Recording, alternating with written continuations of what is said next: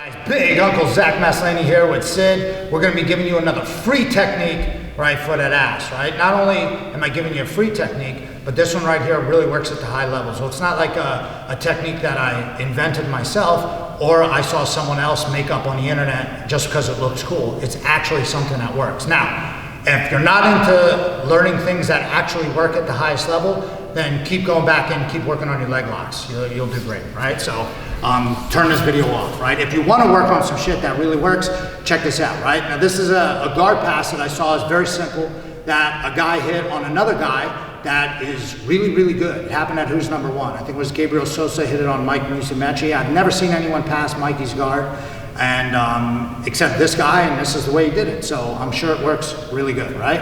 And it also requires timing. So it's not just about the pass, guys. It's about the setups that he was working, and it was about the timing of how he hit it, right? So in the beginning, you know, maybe you try the knee slice a couple of times and that just doesn't work. I get my hand to the hip and he pulls his arm in and then I have to reset, right? And then maybe that's a setup though. Maybe I try to pass on the goofy side, that doesn't work. I'm going back and put my hands on his hips. I'm trying to run around to the side and I'm trying to get this guy to do something else besides just lay there.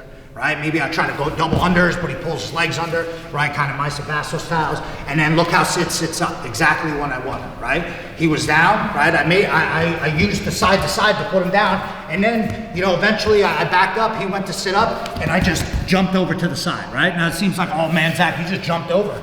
That's all the guy did, right? But he did it with some technique. He wasn't just flying over. It's kind of like a flying cross body. My hand goes to his hip, and my arm goes around his head, right? Eddie Bravo calls this flat mode, right? I'm not on my knees. My hand will be here, my head will be here, and I'm using my head and my two arms. Most of my weight is on his body. I want to hold him here, right? Flat mode is so important. A lot of people don't want to trust me on flat mode. Flat mode is so important because it's how you settle the guy down when you pass someone who's got a very flexible guard, right? All those ways going side to side, putting your hand in the middle, gonna be tough. This guy's gonna be getting on leg locks. But if you time the sit up, maybe I do it from here, nice and slow, boom. He goes to sit up. I'm shooting this arm here and this arm's going around his head and I'm already putting my head there and I'm banging him in the chest at the same time and sitting him back down. If I just go here and try to go back to regular side control, man, it makes it so easy for him to just get his legs in, right? If I get to here and here, right, he's not gonna be able to get his leg in, right? This arm is blocking off, right? My arm is around his head, right? I'm able to hold him for a few seconds. He's gonna try to invert, he's gonna try to get up, right? As long as I get to his hips, now I've settled him down, now I can come back to a regular side control. Once he stops moving, or at least I know I got him settled, that's my chance to come back, right? So we'll do pass again. And then we'll work more from what I would do afterwards. Again, maybe I'm setting him up, I'm trying to get that leg, you know, and then I'm going across, right?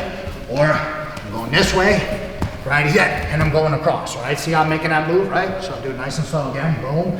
He goes to sit up, and I'm just jumping across right to here, right? Look where his arm got stuck. Perfect spot to start looking for an arm bar, right? Now I know he got him in the north-south choke, but I believe Muscemici just quit because he got his guard passed, right?